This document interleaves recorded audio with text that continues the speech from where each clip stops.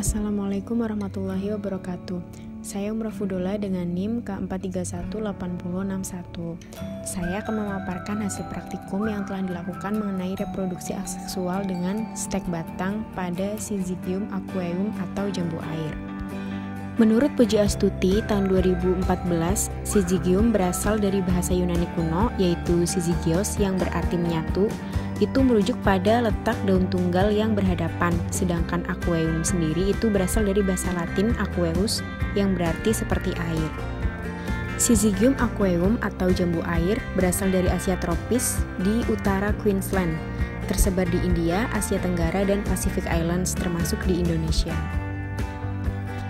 Tumbuhan ini dapat tumbuh di daerah tropis yang beriklim panas, dan juga dapat tumbuh dengan baik di daerah lembab dengan curah hujan tahunan. Ternyata tumbuhan ini memiliki banyak manfaat loh.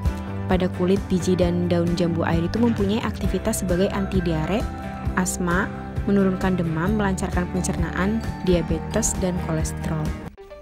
Hal berikutnya yang akan dibahas yaitu ciri khusus dari Syzygium aqueum secara embriologi.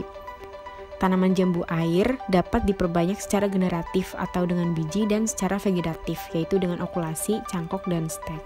Menurut Rukmana tahun 2011, perbanyakan tanaman dengan biji sering mengecewakan karena umur berbuah itu lama dan terjadi penyimpangan sifat-sifat pohon induknya. Oleh karena itu, perbanyakan tanaman jambu air dengan biji hanya dianjurkan untuk memproduksi batang bawah sebagai bahan penyambungan. Perbanyakan vegetatif pada tanaman buah-buahan itu dimaksud untuk mempertahankan sifat induk yang unggul, memperpendek masa vegetatif sehingga lebih cepat berproduksi. Nah, perbanyakan vegetatif dengan stek ini merupakan perbanyakan yang paling efisien karena tidak memerlukan batang bawah seperti halnya dengan okulasi dan sambung pucuk. Lalu, waktu yang dibutuhkan itu juga relatif singkat jika dibandingkan dengan perbanyakan generatif. Tumbuhan yang berkembang biak secara vegetatif itu nantinya akan memunculkan akar adventif. Nah, menurut Wieners tahun 1975, akar adventif adalah akar yang muncul karena adanya pelukaan. Akar ini pada stek batang berasal dari sekelompok sel yang berbeda-beda untuk tiap jenis tanaman. Nah, kelompok sel inilah yang kemudian berkembang menjadi sel meristematik.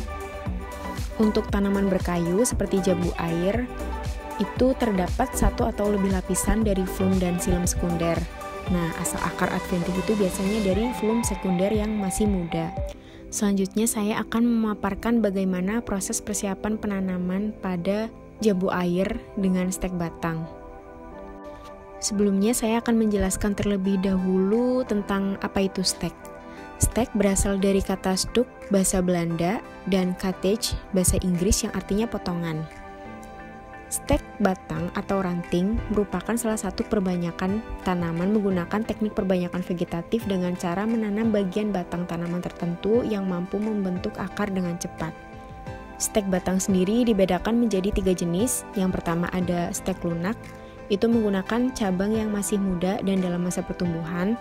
Lalu yang kedua ada stek setengah lunak, itu menggunakan batang yang sedang dalam proses menuju batang tua, dan yang terakhir ada stek keras, itu menggunakan batang keras dan sudah tua. Menurut Aak 1991. Untuk proses persiapan penanamannya sendiri, yang pertama ada menyiapkan alat dan bahan yang diperlukan. Untuk alat, saya menggunakan polybag, kantong plastik, pisau, dan tali jagung.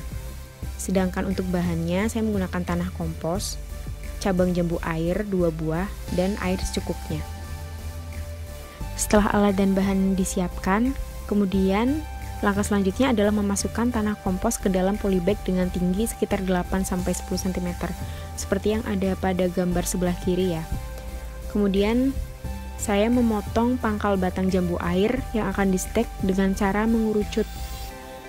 Sudah dijelaskan sebelumnya tadi bahwa akar adventif itu adalah akar yang muncul karena adanya pelukaan. Karena itulah batang jambu air ini harus dilukai terlebih dahulu agar dia dapat memunculkan akar adventif.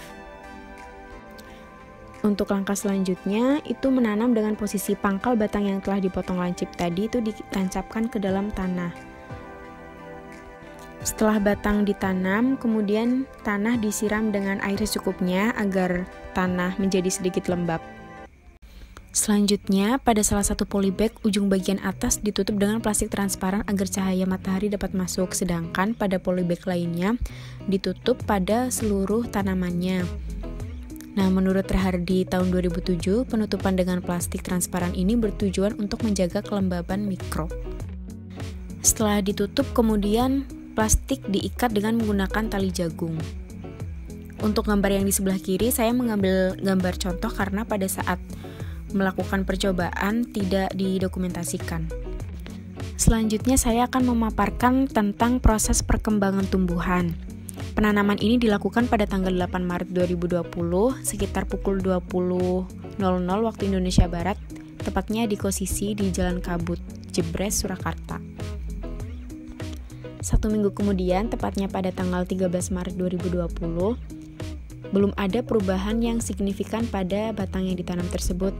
Kemudian pada tanggal 17 Maret 2020, itu pada saat Sisi berencana untuk pulang kampung, itu juga batang belum menunjukkan perubahan yang signifikan. Pada tanggal 25 Maret 2020, sungkup plastik pada polybag yang tertutup penuh itu dibuka, dan ternyata sudah muncul beberapa daun di sana. Kemudian untuk yang tertutup di ujung belum dibuka, namun sudah terlihat juga daun yang tumbuh di sana. Karena keadaan yang tidak memungkinkan, pada tanggal 1 April 2020, semua penghuni kos di Kosisi itu pulang kampung sehingga tidak ada yang mengamati perkembangannya lebih lanjut.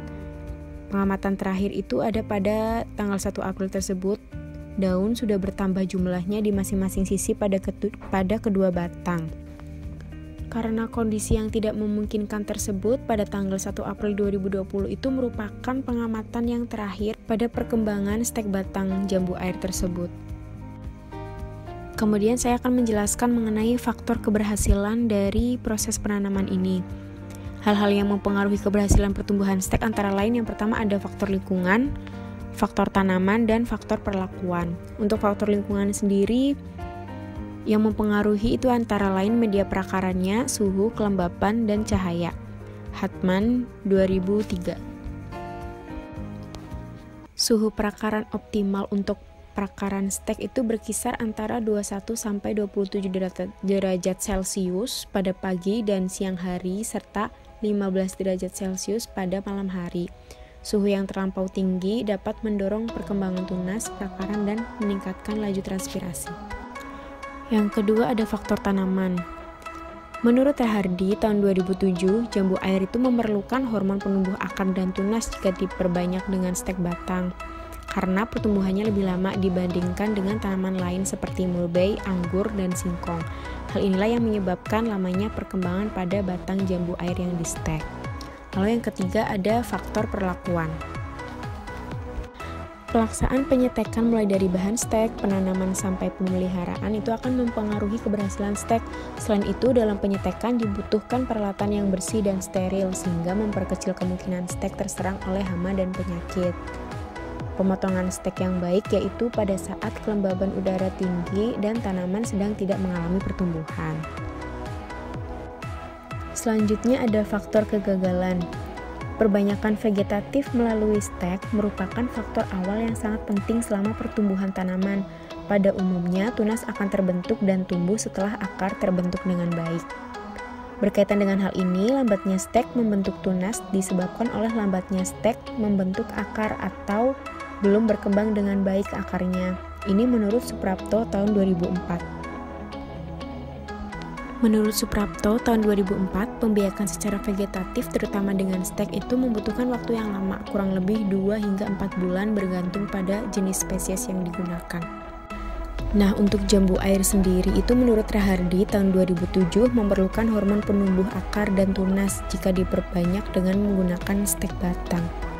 Nah, ini adalah sumber-sumber yang saya gunakan, diantaranya ada jurnal dan buku. Cukup sekian mengenai laporan praktikum tentang reproduksi vegetatif dengan cara stek batang pada tanaman jambu air. Semoga dapat bermanfaat. Sekian dan terima kasih. Wassalamualaikum warahmatullahi wabarakatuh.